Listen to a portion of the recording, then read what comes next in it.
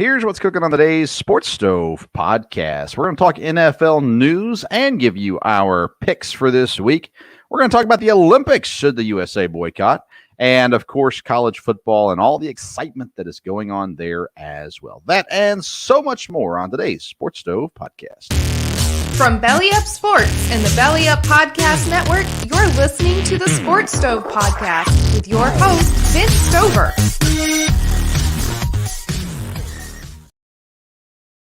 Welcome into a new edition of the Sports Stove podcast, and we are live. It's been a while, Dad, since we've been live. Dad is back with me, Dale Stover. Dad, how you doing? Doing good.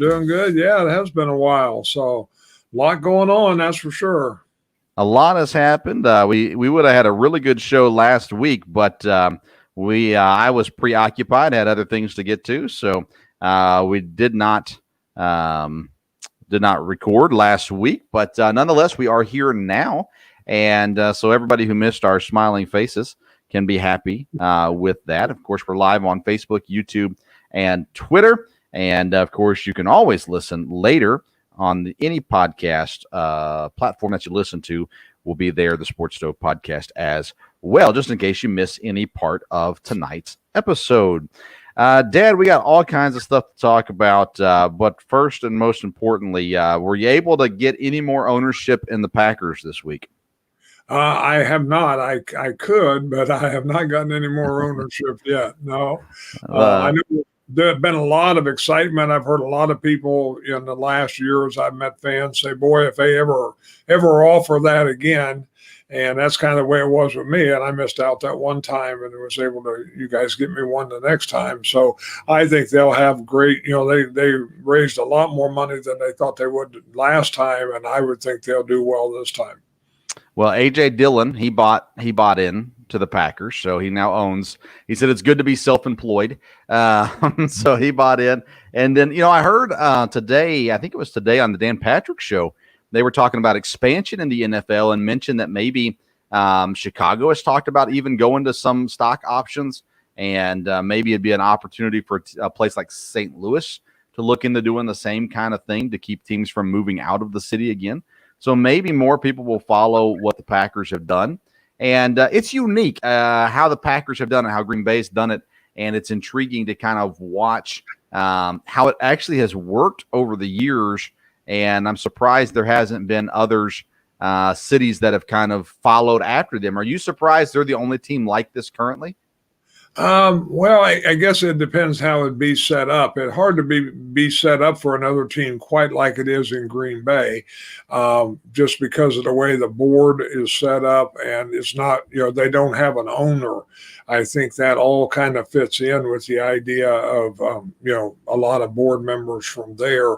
So I think people could try to raise money that way. I don't know if anybody would ever be set up quite like the Packers are at this point. Maybe not. I'm going to start selling stock options for my fantasy football teams. I had a rough week, Dad. I lost in one league. I lost by 0.1 points. Oh. And in another league, I lost by 0.5 points. And then I won the other league by 20. But it was a rough week for my fantasy football teams, needless to say. But all well. Life goes on. Lots happened in the NFL since we last talked. Odell Beckham Jr. signs with the Los Angeles Rams. Also heard on Dan Patrick's show today that New Orleans was definitely in on the conversation, but nonetheless, he ends up with Los Angeles. Game one doesn't look great, but he'd only been with the team for a couple of days, so that makes sense. Do you think Odell Beckham Jr. has an impact for the Rams this season? Yes, I think he could. I think the deal with Odell Beckham is you're always taking a chance as far as the team, the locker room, and things like that. And but again, I think if the coach was in on bringing him in, again, I think talent-wise he can help. But I don't know. I listened a little bit on the radio early in the week, and boy, the Rams. I heard one of the guys. Network guys from that covers the Rams. You know, the Rams are in a little bit of disarray right now and kind of a surprise to everybody. So I don't know that bringing in Odell Beckham helps that, but it'll be interesting. You know, they're in a bye week and they came off a rough loss. And there's a little bit of pressure on this next game since it'll be with the Packers. And it'll be interesting to see how they react. I hope, you know, Stafford continues to do well. He's had a good year, but people have been a little critical of him this week, saying, well, you know, maybe that's not turning out. But I think he'll be fine there. It'd be interesting to see. At one time, it looked like the Rams probably were, you know, the team in the NFC, but I don't know if it looks that way now. Well, we're such an instant reaction society, and you know, Stafford is a very, very good quarterback. He's proven that when he was in Detroit, but he's proving it still in Los Angeles. And I think if you add Odell into a team like Los Angeles, where you've got Aaron Donald, Jalen Ramsey, Cooper Kupp, Matt Stafford, you've got some veteran guys that already have some built-up level of success on that team. I don't think Odell will be as damaging to that locker room as he could be to some others, even though they already have some other little issues here and there. Every team does, but I don't think he's going to be a big issue as far as a problem in the locker room. I think they'll just get rid of him if he causes any issues. They won't put up with it. So as far as impact goes, he still has a lot of talent. He's still pretty young as well. And, you know, they're a dynamic offense as it is. So I think that by the end of the day, they'll have an impact. I think you can probably compare it to what AB had in Tampa Bay last year when he came in. He was kind of the third wheel in the receiving core, but he got more impact as the season went on and ultimately had the trust of Tom Brady. So that helped him out, of course, there as well. And I think over time, Odell will be a good fit there in Los Angeles as well. Another guy who signed with the new team is Cam Newton. He returns to the Carolina Panthers. He scored 2 touchdowns in his first game back. Even though he was not the starting quarterback, he threw 1 touchdown pass and ran in another one. Will Carolina continue to use a 2-quarterback system, or is Cam taken over completely in Carolina? I think Cam Newton has taken over. I think I've read this week that he'll be the starter. And, yeah, I think as long as they keep having success, then, yes, I think he is. You know, if they lose another 3 in a row, which I don't think probably will happen, then – you know, it might be a different story. I don't know how long-term, you know, he is at his career right now, but, you know, he had the game he needed to start with. Well, Matt Rule's a college coach, excuse me. He can run a college system which fits Cam Newton better than most pro systems. And I think they can find some success there. I don't think they're going to win a Super Bowl with Cam Newton as the quarterback. But I hate it for P.J. Walker. I love P.J. Walker. And he played relatively decent in the game as well that he started last week, but Cam gets all the shine. Of course, Sam Darnold's injury is what opened the door for Cam Newton to come back. Is Sam Darnold ever going to start a game in the NFL again? Maybe with the exception of being the number 2 guy and the starter gets injured? No, I think the number 2 guy and the starter get injured is probably the answer. I don't know that anybody would take a chance, especially with it so rich of the quarterback draft last year, and there's, you know, quarterbacks around and available. I think he may have trouble landing a spot. The key will be to get to the right place as a backup, and you know, then we'll see. So here's my proposition: Green Bay trades Jordan Love to wherever. I don't care where it is. And then they sign Sam Darnold after he gets cut to a reasonable contract. He's the number 2 guy in Green Bay. He's not going to threaten Rodgers. And he could probably learn a number of things behind Rodgers as well. And he'd be a solid number 2 quarterback. So many teams will be interested, I think, in Sam Darnold as a number 2 quarterback. I don't see any team being interested in him as a number 1 quarterback. Though you look at teams that are quarterback needy, and there's not a great draft with quarterbacks coming up this year, but you got teams like Houston, Miami.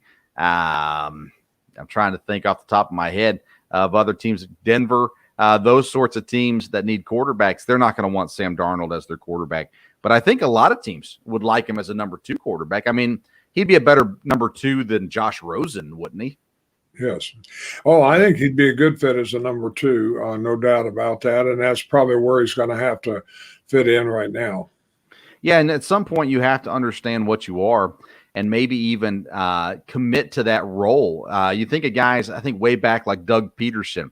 He got a starting opportunity in Philadelphia, but he kind of accepted his role on Green Bay before he got his starting job when he moved with Andy Reid to Philadelphia. Guys like Ryan Fitzpatrick, they want to start, and when they get the opportunity, boy, they take advantage of it. But they are kind of career backup or bridge type quarterbacks. That might be what Sam Darnold is developing into at this point, if even that. I don't know. Would you rather have Sam Darnold or Tyler Heineke? Well, right now, Heineke, I don't know. He's an interesting one to watch. I think they're doing fine with him right now, and I don't think you have enough to write him off yet. Yeah, I agree. I think I'd take him over Sam Darnold at the moment. Would you take Sam Darnold or Tyrod Taylor? Well, Tyrod Taylor's had more success, so that might be a close one. But I think Tyrod Taylor you'd be safer with maybe. Yeah, I think they're kind of the same people, quarterback that is. But you're right, Taylor might be the safer bet there as well. So anyways, it'll be interesting to see where Sam Darnold lands. What happens? Does he get cut? Where do they go? Of course, they passed up on Justin Fields.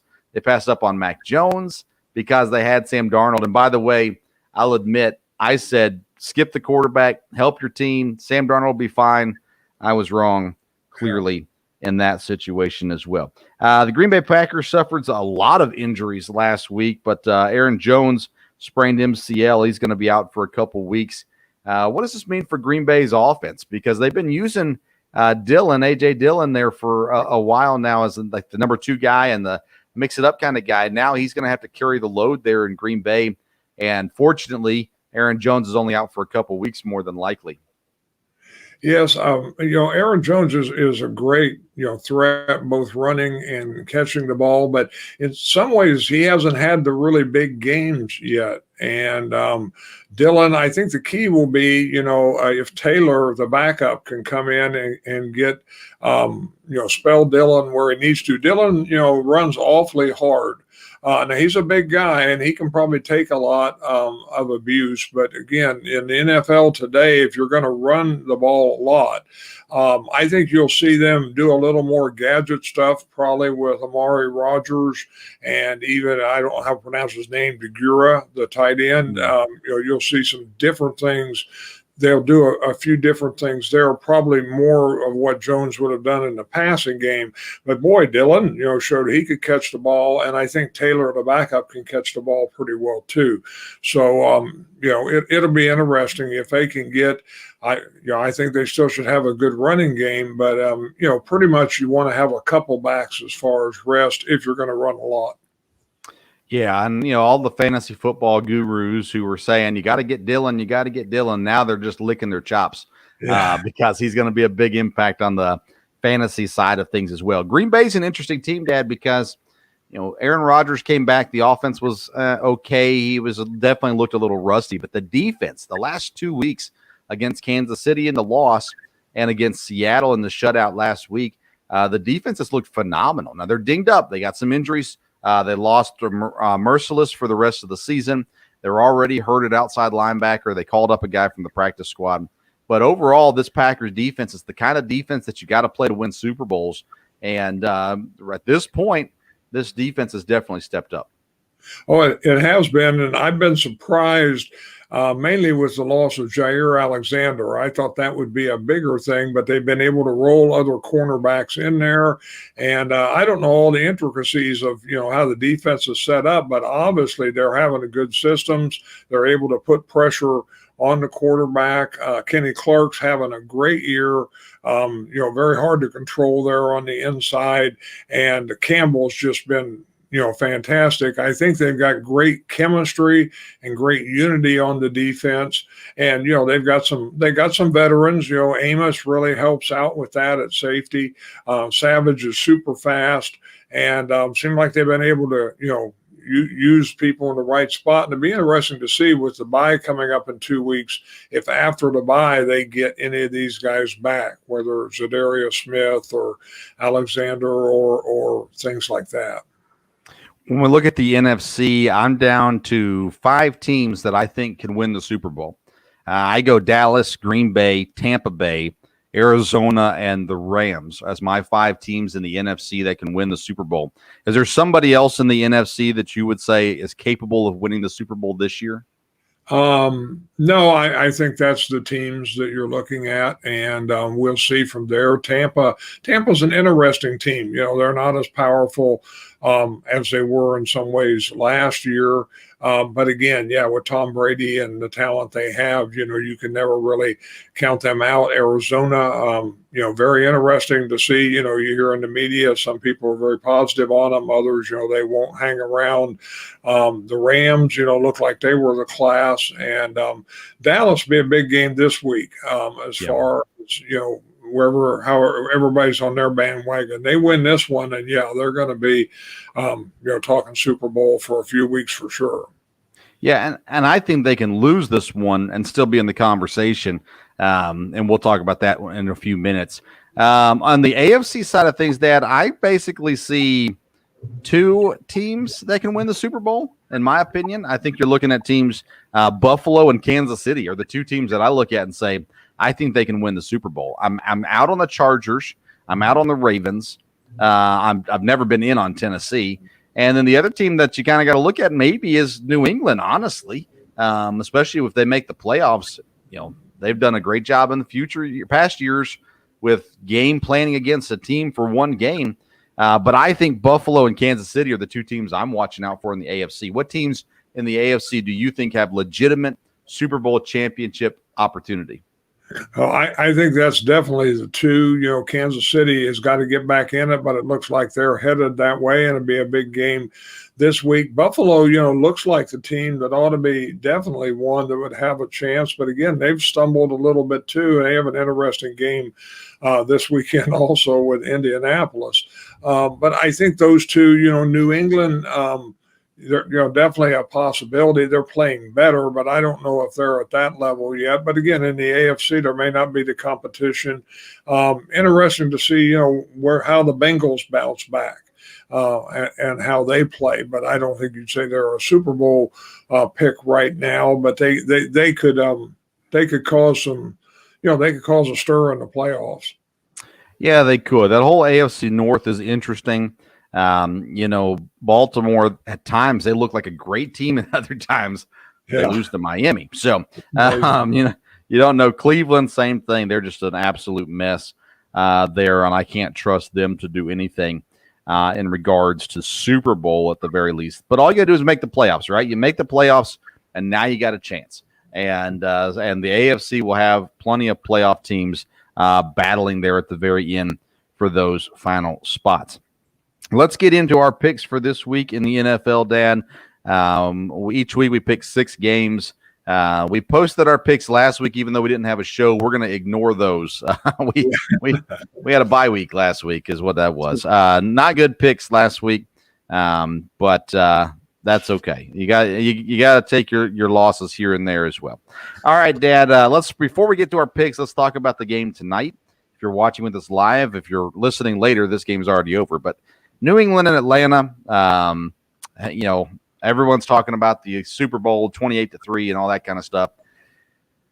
Atlanta's not looked good this year. They're 4-5 though overall. Patriots seem to be on a roll now, and they actually got a little bit healthier and how they're starting running back. They're 7-point favorite tonight. How do you expect the Thursday night game to go?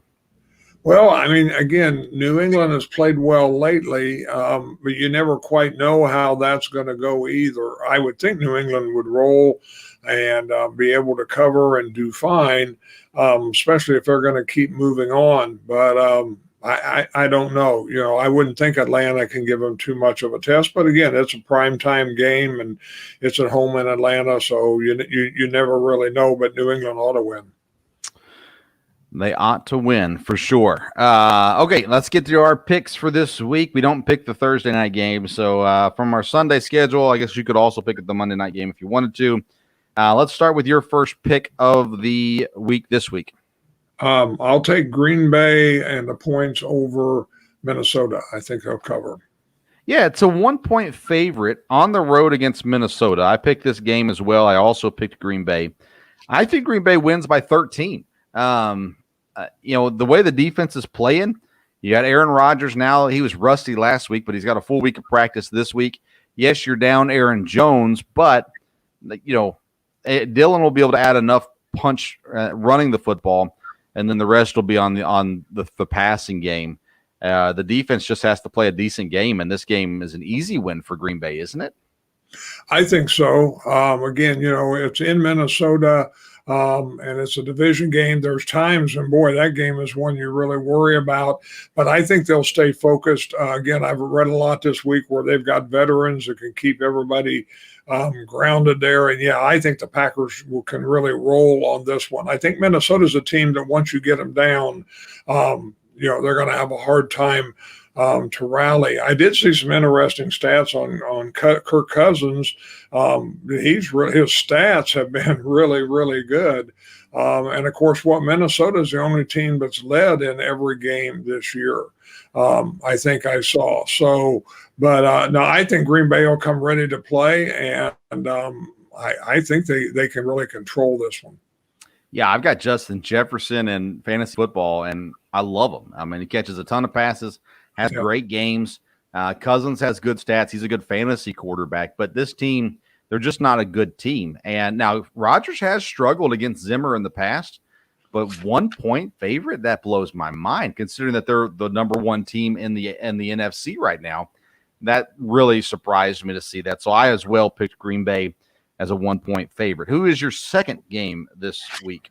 I've got San Francisco covering over Jacksonville. San Francisco coming off a huge win this week. They are now 4-5. They are a 6.5-point favorite over the flailing Jacksonville Jaguars. Jaguars are looking for a number one draft pick in the next year's draft. I stayed away from this one, Dad, because I'm scared the way San Francisco handled Los Angeles last week. Jacksonville, again, I think they're going to get better as the season goes on. Maybe not win this game, but I think you're probably safe there, but I strayed away from this one. How much confidence do you have in San Francisco right now? Well, if San Francisco is going to make a run at this at all, then they've got to win this game. And they are playing well. They're running the ball like they used to do. They're not making Garoppolo win the game for them. Their defense has been playing, better, and they have a good defense. So, this is a game. At first, the line scared me just a little bit, but this is a game that San Francisco ought to cover easily if they're gonna stay in the hunt here. Does Trey Lance start a game this season? I don't think so. Well, it depends. If San Francisco kind of goes down the tubes and they're not in the playoffs, then yes, I think they'll give him a chance to play. But right now, their offense is manageable, and I don't know that he would start a game. You never know. I just don't think Garoppolo's been good enough to hold on to the job. And at some point, you got to look at it and go, okay, when do we look at the future? And I'm surprised they haven't done it yet, to be honest with you. But Jimmy G is still the quarterback for San Francisco. My second game this week is the Chicago Bears, plus 4.5 underdogs to the Baltimore Ravens. Lamar Jackson has been sick. They haven't ruled him out yet, but it's not COVID related. So nonetheless, I think Baltimore, I don't know. I just one of those games where I look at it and go, I'm going to take Chicago plus 4.5. Baltimore might win, but they might win it on a field goal. So I'm taking my chances with Fields and the Chicago Bears this week. The first time I picked Chicago this season, 4.5-point dogs to Baltimore. Who's your third game? It would be Kansas City to cover against Dallas. All right, let's talk about this game. Go ahead and give me your logic behind that. Well, again, as you know, I'm not a Dallas fan, and Kansas City, again, this is kind of a game Kansas City's got to win. They're rallying here. They have played better, and I think we'll see how Dallas can play against a team of this caliber. Again, if Dallas is the real thing, then they may come out and be okay. But again, Kansas City's favored, and there's some reason behind that. So and since the line's not big, it just seems like I don't know of a lot of reason necessarily outside of it. Again, I think it's a game they really need to win. They do. I think it's also a game that Dallas needs to win to put the doubts aside. I started to write down Dallas. I scratched it out and then avoided this game altogether. Kansas City is getting better, which is why I avoided this game. It's at Kansas City as well, which makes a difference. Arrowhead Stadium is loud, and it definitely has a home field advantage for Kansas City as well. I think Dallas is the better team at this moment. I think Kansas City might be the better team by the end of the year, and that's why I stayed away from it. I'm not a Dallas fan, but I do believe that they're a very good team, and I think their weakness is coaching more so than the players, and so that scares me a little bit away as well. And a game this tight when it comes to picking the game. So I stayed away from this one because of that. My third game is the New Orleans Saints. They're a 2-point underdog to Philadelphia this week. And New Orleans has not looked great with their quarterback situation and things like that. But I think over time, they are the better team over Philadelphia. Philadelphia is a team I've stayed away from picking all season because I never know which Eagles team we're going to get. I decided to go against them this week and go with the Saints over the Eagles. Did you pick that game? I didn't. It was one that I had down first when I looked, but I would have went with Philadelphia. But then I said, no, I don't know how this one's going to go at all, so I stayed away. Yeah, definitely. Did you pick the Chicago-Baltimore game? No. Okay. I forgot to ask you that one. All right, who's your fourth game this week? It would be Arizona over Seattle. Arizona is a 2.5-point favorite against Seattle. Seattle, we saw them last week get shut out by Green Bay. Arizona, there's some injury issues and things going on there as well. On the road in Seattle, an interesting selection, Dad. What's your thought process there? Again, it scared me a little bit being in Seattle, but Seattle's not been a team this year that's, controlled everything at home. Again, Arizona, I think, is a good team. And again, it's a game they need to win. I don't think Seattle's going to dig themselves out of the hole no matter what. Not in that division right now, but it's a big game for Arizona.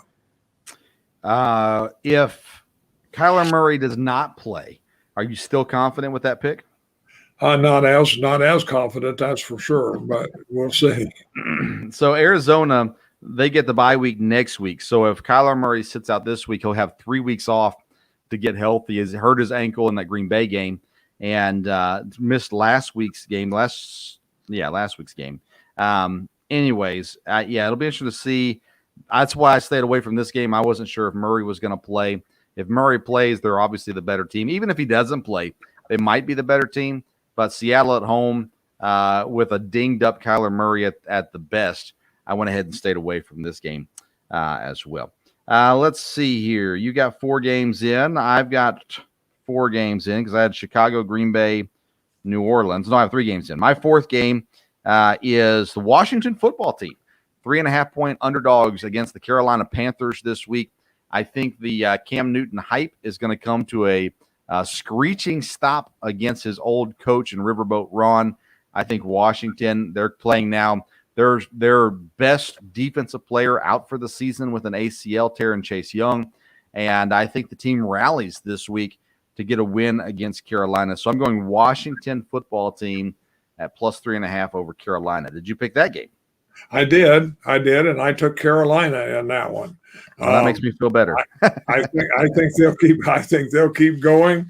Again, Washington, just hasn't had a good year. I'm a little scared on this one because their quarterback, again, I think at times can do really, really well.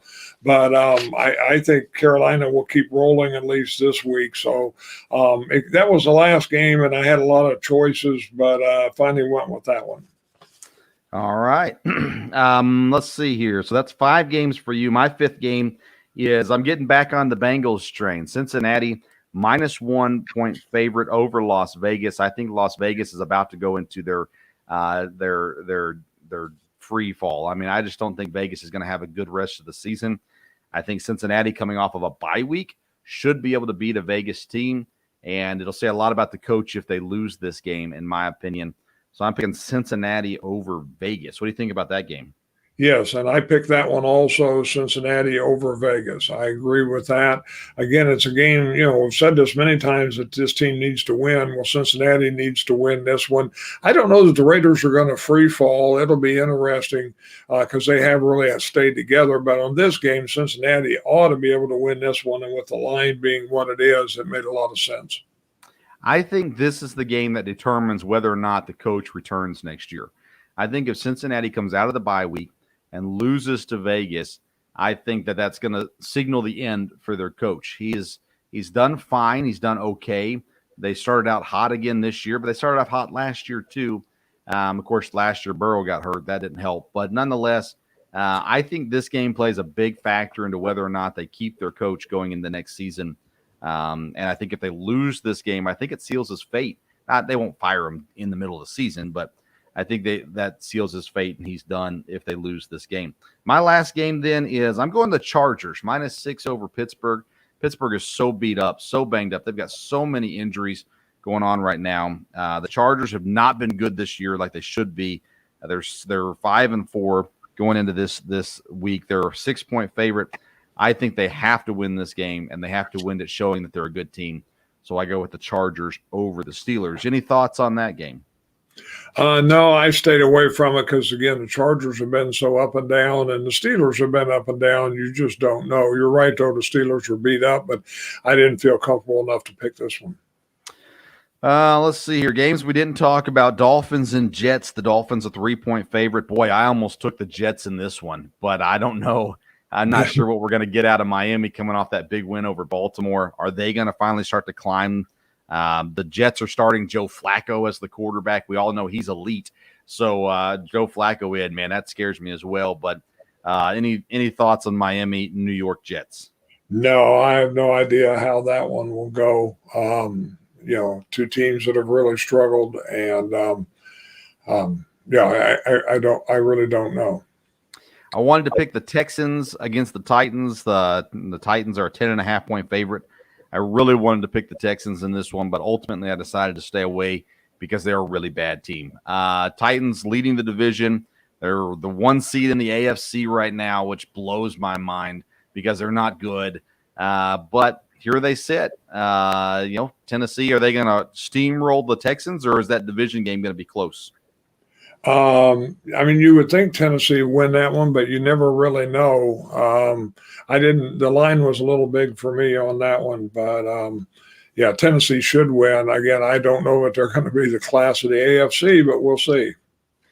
Detroit, I almost picked them against the Browns. The Browns 11.5-point favorites, but Detroit might be with backup quarterback Tim Boyle in this game. Jared Goff has been injured, so I stayed away from this one as well. I don't see the Lions getting their first win this week. They're going to get a win eventually. I don't see it being this week. What about you?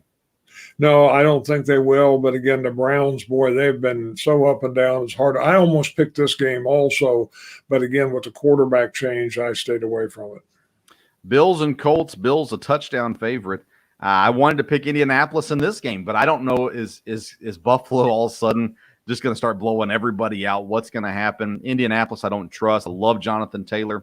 I just don't trust that team. But 7 points, I almost went Indianapolis, ultimately stayed away. Your thoughts on Indianapolis-Buffalo? This was the other game I almost picked also. I wanted to at Indianapolis, but it's at Buffalo, and you got a dome team playing at Buffalo this time of the year. I didn't have the confidence.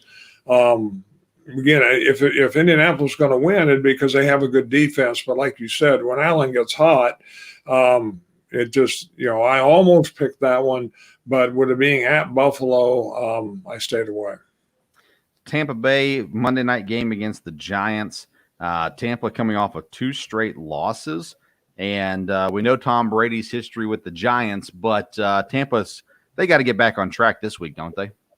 Yes, they should. Again, the Giants have been surprising. I mean, I thought they were by far the worst team, back a few weeks ago, and all of a sudden, they play a little bit here and there. So, but I think they've got trouble coaching wise and locker room wise. But you would think Tampa would get back on track, and they should against the Giants on this one. Yeah, the Giants are on a pretty good 3-week stretch. They beat Carolina 25-3. Then they lost to Kansas City by only 3 points, and then they beat the Raiders 23-16. So they've been looking good as of late, but I think Tampa, they're going to have to click as well, and I think we'll see them start looking a little bit more like a fine-oiled machine as opposed to the struggling team that they have been to this point. All right, any other thoughts on the NFL week? No, one interesting thing I kind of thought about, and kind of get your thoughts on it. I heard comments this week that Rex Ryan had made about the coach at the Jets, and about there. And, I thought about when I heard that, I thought, well, here's Rex Ryan, but he's not coaching right now. Why is that? But he was so much better than this other coach and didn't want to be compared to Salah. And I started thinking about coaches in history, the big personality coaches, and some of them, what big personality coach was really a good coach, and what personalities, they were great personalities, but didn't make it as coaching. Rex Ryan is one I think didn't make it. I thought of Jerry Glanville. Jerry Glanville, boy, super funny. But yeah, he wasn't a successful coach. He made one of the biggest trade blunders of all time, and he still jokes about it. What about Brett Favre? He was a 3-year project, and I was on a 2-year contract. Well, that's why he was on a 2-year contract, because, he didn't know how to coach, and that was interesting. I thought of, who had been a great personality back when I was growing up that was a good coach, and I would say Bum Phillips. He was quite the personality, but boy, the Oilers had great teams. They just couldn't beat the Steelers. And I started thinking today, I don't know. We have a lot of big personality coaches right now. Right now, it's gone to younger coaches, and it's gone, that way. What do you think? Is there any big personality coaches? I thought of just a couple that might qualify, but. Would you consider Jimmy Johnson back in the day? Would he have been a big personality? Yes, yeah, he would have been with the How About Them Cowboys, and he was, and he was a very good coach, obviously. Yeah, so he found some success, but you're right. In today's NFL, there's not a whole lot of them. You've got the Bill Belichick mold that's grumpy all the time. You've got Andy Reid, who's just quiet. And like you said, you got the young, more analytical minds coaching now. So they're more of the, I'm studying all the time, I'm hard at work, I'm trying to figure out how to get better, and those sorts of things. Not to say that the high personality guys didn't try to get better, but I think now you have a lot of thinkers that are coaches now versus just football guys that you would think of back in the day of, I'm a football guy and I'm big and I'm rough and I'm tumbly and whatever. The coaches aren't trying to sell tickets, they're trying to win football games. The players are trying to sell tickets. Whereas I think there was a time in the NFL where the coaches were used like why did his name just slip me? The Bears coach, Ditka. And when he was in New Orleans later on, when he was in Chicago, but his time elsewhere as well, he kind of was a little bit more of a personality, kind of a rough and tumble personality to some degree as well. But there are very few like Rex Ryan out there. And definitely in today's football, that loud mouth is not looked upon highly. When you're looking at hiring somebody, you want the guy that's thinking. And I think right now you see it. Vrabel in Tennessee, he's a thinker. McVay, that's what you're looking at nowadays, is those kinds of things. And of course, Bill Belichick, who has no personality, at least that we've seen as well. Good question. Good thought.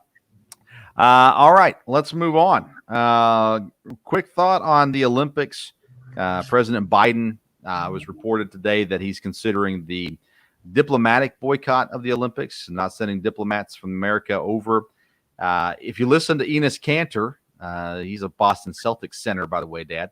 Enes Kanter, he's been very vocal about China and their child labor and other issues, how they mistreat people, and has been very outspoken about that. Of course, it was just a couple of years ago that Maury came out and said something, and he got slapped on the wrist and told to be quiet when he was in Houston. Now he's in Philadelphia. But it would be strange, would it not, for America to boycott any country right now? I don't know. I feel like that's odd. Well, I this is a tough subject for me because I never understood the boycotting Olympics. You know, I didn't like it when we did it the first time. I don't think it helped, and I think it just. The Olympics aren't the Olympics anymore. It's not athletes and trying to see who's better from there. All right. You're right. The Olympics have changed slightly to some degree over the years. We talked about that once before. China is a bad country, and not saying that all Chinese people are bad. Please don't take it that way. But if you just take a second to look at the politics in China, to understand how they treat people, it's pretty disgusting. And, at some point in this world, if we're going to get better as a world, we're going to have to stand up against evil people. It's happened before back in the 40s. And it can happen again. Will we take a stand? I don't know. I would be surprised if our political leaders decide to grow a backbone of any of our political leaders. I would be shocked if they all of a sudden have these standards, because they don't have any standards in any other area of their life. So we'll keep an eye on that and see if that continues to be an issue or not. I would assume it quietly goes away and gets buried along with all the other things that get buried in the political world. All right, Dad, let's talk college football. A few things to get to. Let's start with the rankings in college football. And we haven't had a chance to talk about the rankings very much recently. Georgia, Alabama, Oregon, Ohio State are the top four right now. Cincinnati on the outside looking in, the only undefeated team other than Georgia in the top 21.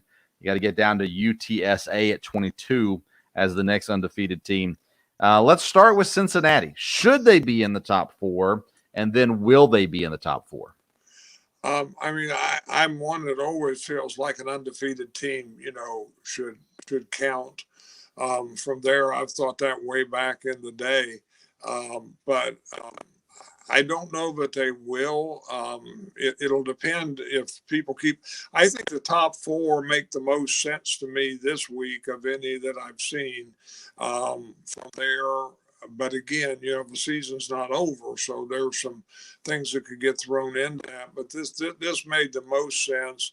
Again, I think Cincinnati probably ought to be, but we're not going to know anything until we see how Cincinnati wins out. If Cincinnati wins out and they can win out decisively, then I think they ought to be in, and whether they will be will depend on these other two teams, because they're going to be, you got Ohio State's got two tough games. You got Oregon, will have a championship game, and it'll be, in a record. Of course, you're going to have Alabama and Georgia, playing probably in the SEC championship, and if Georgia wins that, then what happens with Alabama? I know you've talked about no two-loss team has ever made the playoffs, but Alabama's the team that can definitely do that. I think it would depend how the other things go. Because again, I think the NCAA is very political, and they're going to want to see what teams people want to see. And I think part of that would depend how the game would go with Georgia and Alabama also. But when I saw the ranking this time, this bothered me less than most of the other weeks, but that's because some of these other teams have lost and not stayed in it. I liked Oklahoma, but they've dropped out now, and different ones. Wake Forest can't talk about, even though I don't know that they were ever in the top four. But we'll see. Yeah, so there will not be a two-loss team. I guarantee it. No two-loss team will be in the playoffs. That being said, Cincinnati, one thing you said is, I've always thought an undefeated team, but when does the schedule play in? they beat Notre Dame. That was a good win. They beat Indiana, but Indiana's not been good this year. And then their schedule now next year it'll be different when they're in the Big 12, excuse me.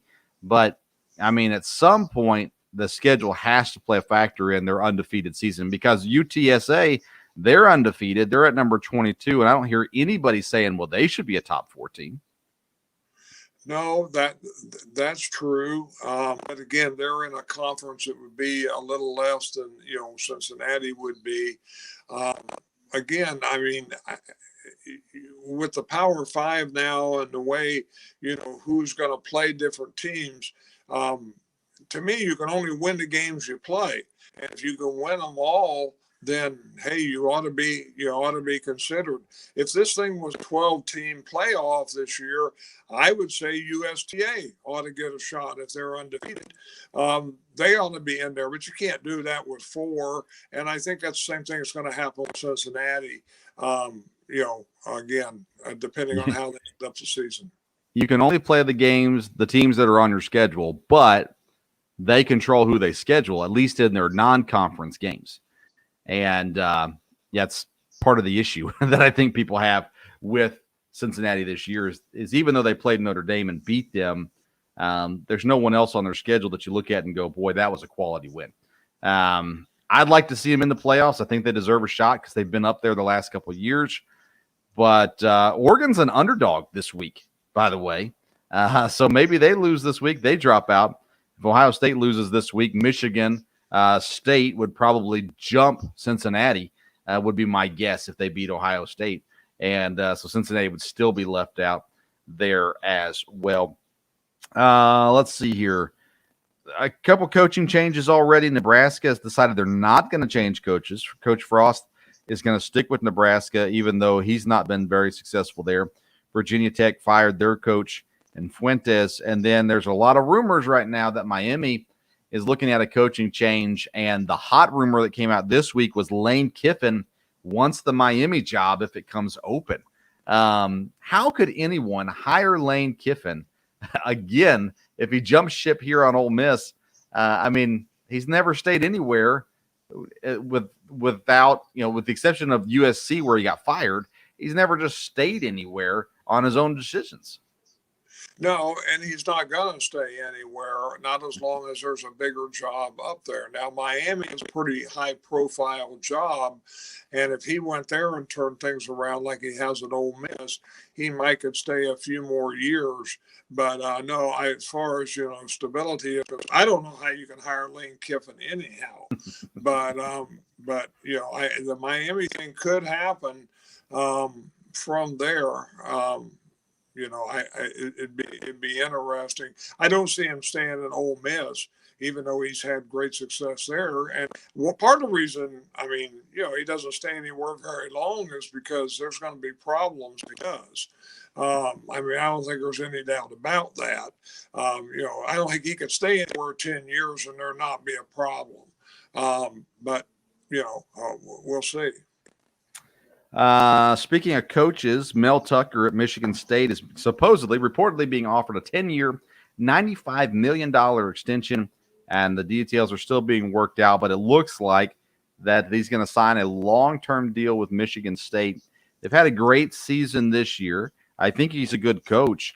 This would be record-breaking to some degree as well. Is it wise for any college to sign someone to a 10-year contract? Well, in this day and time, it's a little surprising. The thing where it probably helps is recruiting. I think it would give, parents and players like, well, this coach is going to be there. He's going to be there all 4 years of my time in college. So I think that could help if you have a really good coach and you're in a school that you can really recruit to, which Michigan State, I think, can be that way in the Midwest. I'm a little surprised, though, about 10 years and that money because, that's a lot of money to change your mind in 2 years and try to get out of it. Yeah, and we'll see what the details are on it when he signs it. As far as the buyouts and things like that go as well. 3 games I'm interested in this week in college football. Michigan State, Ohio State. It's at Ohio State. Ohio State's a 19-point favorite over the 7-1 Michigan State Spartans. That's a big number. That one surprised me. Yes, but Ohio State's on a roll now, and they're at home, and they're playing the way they ought to play. That is a big number. I will agree with that. But with it being at home, I mean, Ohio State has really looked good here lately, and they've got the talent to do that. Michigan State, I think, has overachieved. I think they're a good team. But, yeah, I'm a little surprised at 17 points. Yeah, I mean – if I'm Mel Tucker, I'm getting that contract signed before that game. If they're going to lose by 19, my goodness. Wake Forest is a 4.5-point dog to Clemson. Wake Forest 9-1, the number 10 ranked team in the nation. Clemson has had they're 7-3. So you say, oh, a horrible year for Clemson. Well, it has been ugly for Clemson this year. Does Wake Forest have a chance to upset Clemson at Clemson this week? I wouldn't think so, just because I don't think the Forest necessarily is that good. And Clemson, it is at home. And like you said, it hasn't been a season that Clemson will be proud of, but they keep winning the next couple games and win the ACC, and not all is lost. Yeah, I agree. And then the other game I'm interested in is SMU. They're 11.5-point dogs to Cincinnati. Cincinnati, trying to find their way in, into the playoffs right now. They need to win this game, but SMU, they're a good squad this year as well. They're an 8-2 on the season. We know Cincinnati has to win, but will they win this week? Again, if they're going to be, have the season they want to have, then they've got to come out and play. And they're really good. And but SMU, like you said, has been a team. If you're going to have a team that's going to give them a challenge, but this could really be the help for Cincinnati, because if they could beat SMU decisively, SMU again is not one of your high-ranked teams you talk about, but they have had a good record. And again, I think even if Cincinnati wins this, but wins it by 3 points, this will hurt them. Yeah, for sure. And we saw a comment from a Penn State fan, Don Coward, saying, thinking that Franklin needs to find a new job for next season. I'm not sure. Yeah, there's still rumors, right, about him and USC and things like that. Again, now it's coming from a Penn State fan. I wouldn't want Franklin as my head coach, but yeah. I'm not a Franklin fan for sure. Any other games this weekend, Dad, that you're interested in the college football world? Illinois, Iowa, maybe? Well, we'll see. Illinois, I guess Illinois is going to have any chance. I guess they could still get 6 wins, but I don't know that they can beat Iowa. Illinois had a better year in some ways, and I think they have some things to build on. But in Iowa's had a disappointing year because it looked like they were really going to be the team to beat over there. If Illinois is going to get to 6 wins, they have to beat Iowa. They've only got the 2 games left, so probably not going to happen this year. I don't know, I don't think that's going to happen. The interesting Big Ten team that's made the move is Wisconsin. It'd be interesting to see where they end up at the end of the year. Yeah, that's a good point. And I've been meaning to look and forgot to at the standings here for the Big Ten to see where everything sits. Let's see here. Wisconsin and Iowa are fighting for that spot to play in the Big Ten championship game. They're both 5-2. Iowa in the conference is 5. They're both 5-2 in the conference. Iowa has the better record outside of the conference as well. So they're fighting there on the west side. Ohio State, Michigan State, and Michigan fighting on the east side to play in the championship there. We're almost to the end of the football season where we can go back and look at our over-unders on the season and see that we were right in all but maybe 1 or 2 things. So we'll see about that as well. All right. Dad, anything else you want to add before we go tonight? No. I thought maybe you might bring up the baseball news a little bit. Pitcher on your team won the Cy Young, and I was excited because he's a pitcher on my fantasy team. So, yeah, it's funny. You said my team. This week I was interviewing Walt Wells, head football coach of the Eastern Kentucky Colonels. I wasn't interviewing; it was a press conference, and I asked him a question, and I said, "What are we working on this week?" And then I stopped. I said, "Sorry, what are you all working on this week?" But Yes, Corbin Burns gets the Cy Young. Shohei Ohtani gets the MVP, or the is it MVP? Unanimous, I think, unanimously voted in as the MVP this year. Robbie Ray got the AL Cy Young Award as well. Bryce Harper wins the MVP as well. That's interesting. And the NL MVP, I hadn't seen that yet until just now. So, interesting. All right. Well, Dad, thanks for being back on with me. Sure appreciate it.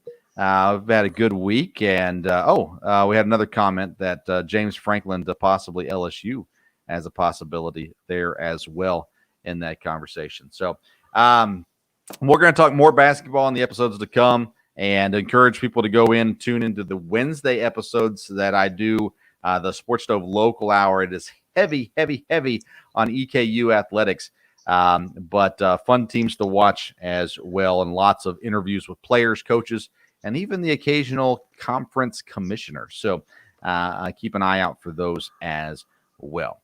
All right, Dad, we'll plan to be back next week. It is Thanksgiving next week, so we haven't figured out exactly our plan for that, but we'll try to have some sort of episode, maybe a special giving thanks episode for the fantasy players we give thanks for, or something like that. We'll figure something out next week, as well as Dad will be out hanging out with the University of Alabama alum down there in Alabama. But say hi to Brody Croyle for us while you're down there.